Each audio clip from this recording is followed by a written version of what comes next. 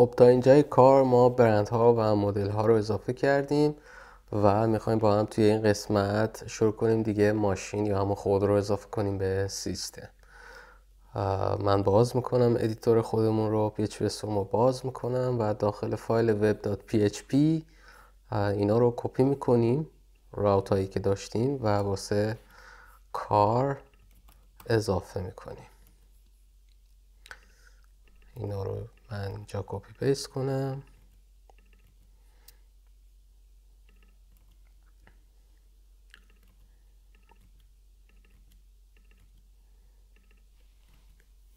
تمام روتای ایندکس، کرییت، استور، شو، آپدیت و دیلیت رو با هم اینجا اضافه کردیم. خب باید کنترلر خودمون هم بسازیم که اسمشو میذاریم کار کنترلر. من اینجا یه دونه و همین برند رو کپی میکنم و اسمشو میذاریم کار کنترلر. به گیت هم اضافه بشه و اینا رو هم بعدا تغییر میدیم. فعلا راوتا رو اضافه کردیم، نیم اسپیسش هم که درسته. خب بریم تو وب، کار کنترلر رو اضافه کنیم.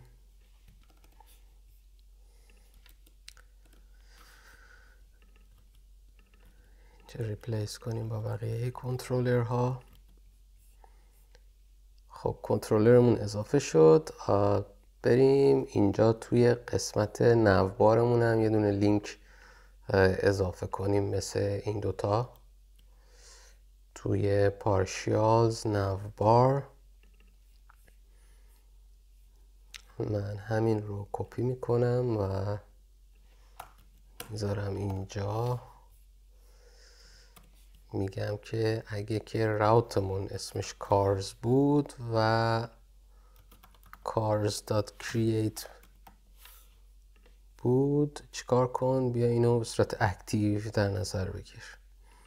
این هم میشه cars list all cars و create a new car. خب یه دونه رفرش بزنیم. مدلز هنوز باید عوضش کنیم. کجاست؟ اینجاست، cars. خب کارزمون هم عوض شد، لیست آل کارز که اینجا داره برنده رو نشون میده چون که ما برند کنترلر رو کپی کردیم و این هم کرییت نیو کار. خب بریم کنترلر خودمون هم درست کنیم. خب توی کار کنترلر من اول بریم مدلمون هم بسازیم. مدل برند رو کپی کنیم، اسمش رو بذاریم کار،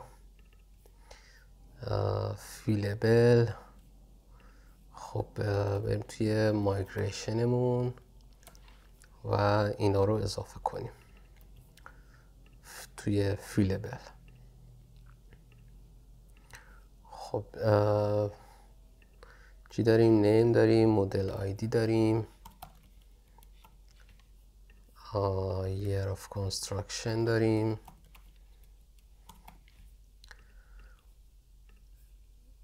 transmission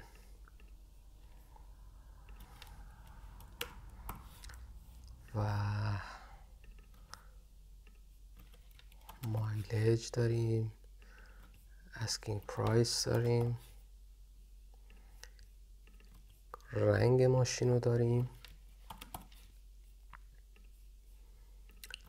description و استاتوس. خب همینا کافیه. created at هم میتونیم براش بذاریم، created at و dated at. خب همینا فعلا خوبه. من اینو یکم خوشگلش کنم که بتونیم بهتر ببینیم.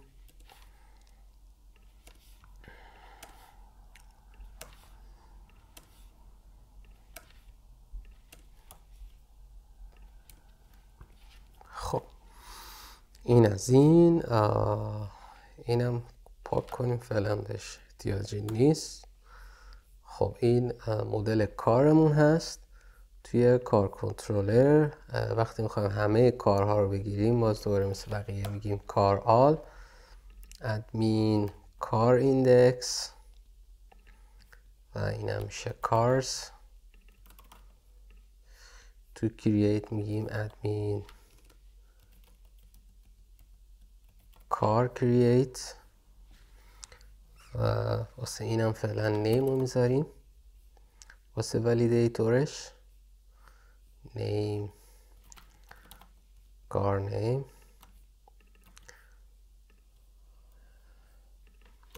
کار نیم فعلا در نظر میگیریم، البته نیم این و این هم میشه کارز. کار created successfully واسه شو، وقتی میخوایم یه دونه ماشین رو نشون بدیم باید یه دونه کار رو با آیدیش فچ کنیم و واسه آپدیت هم فعلا کار نیم رو میذاریم. کار نیم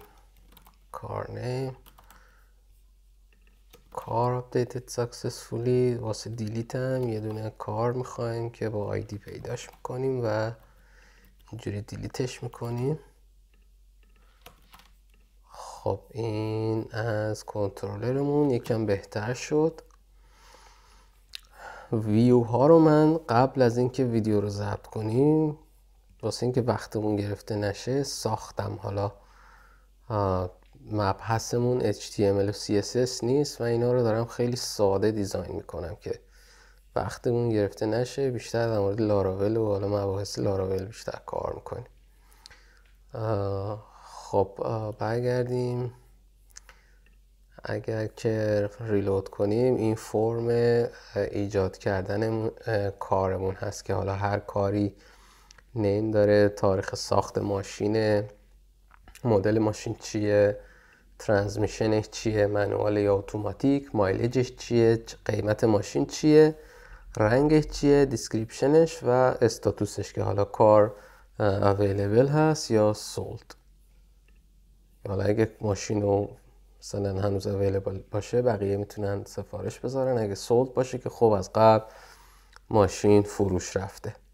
خب بریم اینجا سریع تو قسمت کار کنترلر. وقتی میخوایم ماشین اضافه کنیم، البته فرم مدلمونم یعنی قسمت مدلم باید بشه انتخاب کرد که به خاطر اینکه ما یه دونه ایف اینجا گذاشتیم، گفتیم اگه مدل نال پاس داده نشده بود به ویو، اینو این سلکت رو نشون نده که ما باید اینجا مدل ها رو هم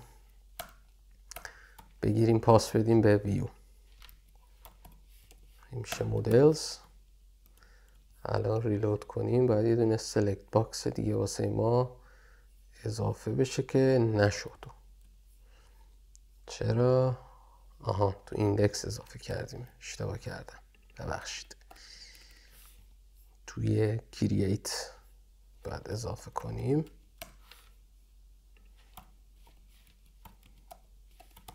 کامپکت مدلز.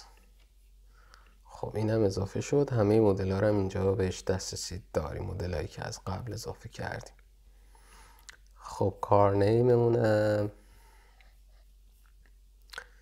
اینجا یه دونه پلیس هولدر مثلا واسش بذاریم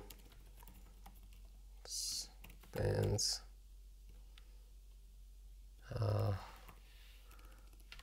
مثلا یه اسمی واسه اون ماشینمون بذاریم، مثلا میگه نیمش چیه، مدلش و اینا. خب خوبه. توی کرییتمون کار نیم رو ولیدیت میکنیم دیگه. مدل آیدی رو باید ولیدیت کنیم که میگیم که required باشه،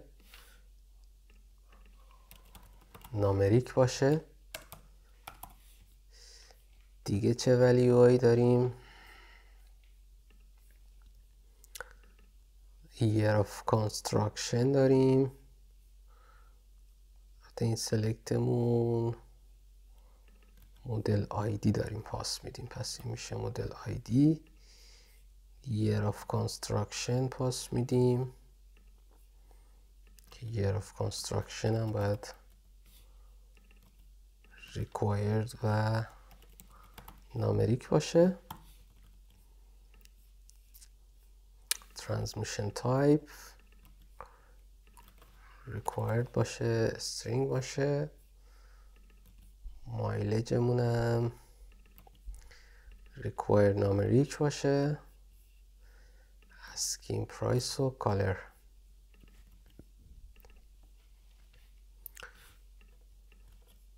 هم string باشه. البته اینا رو میشه خیلی حالا بازم ولیدیت کرد.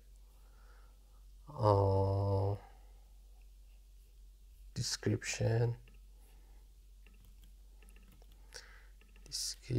و خوب string و استاتوس هم required باشه و string باشه. خب میگیم که اگه ارور داد ریدایرکت کن، در غیر این صورت بیا ماشین ما رو بساز و فیلدایی هم که پاس میدیم خیلی زیاده ماشاءالله، ولی خب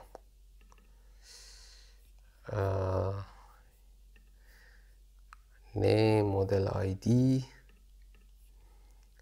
name model ID year of construction داریم. transmission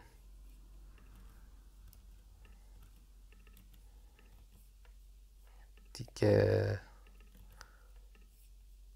mileage asking price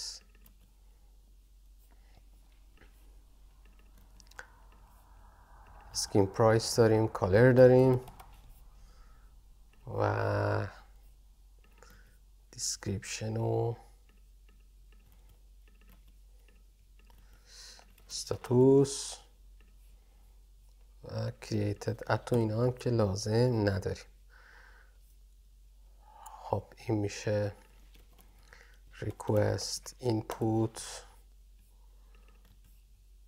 car name request input model ID request input year of construction. من اینو کپی کنم، نخواهیم بنویسیم هی. transmission type mileage